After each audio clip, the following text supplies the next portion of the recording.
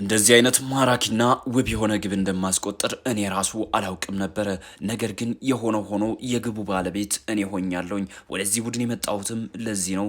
ይህንን በማድረጌ ኩራቴ እጅግ በጣም ለየት ያለና ወደር የሌለው ነው። ስለዚህ ለዚህ ቡድን እርዳታዬ በመስጠቴና እንደዚሁም በእንደዚህ አይነት ምሽት ተጽዕኖ ፈጣሪ በመሆኔ ኩራትና ደስታ ይሰማኛል። ከዛ በተጨማሪ ግን ለዚህ ቡድን የምቆጥበው ነገር አንዳችም ነገር እንደሌለ ላረጋግጥላችሁ እወዳለሁኝ። እንደ ቡድንም እንደ ግልም ጥሩ ስለነበረን ፈጣሪ ክብሩና ምስጋናውን ይውሰድ። የግቡ ባለቤት ደግሞ እኔ ስለሆንኩ ደስታዬ ወደር የለውም።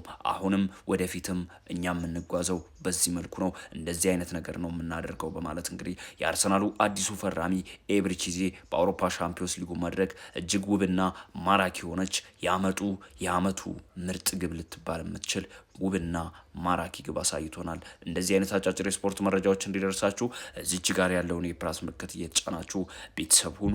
ይመቻችሁ ገረርስ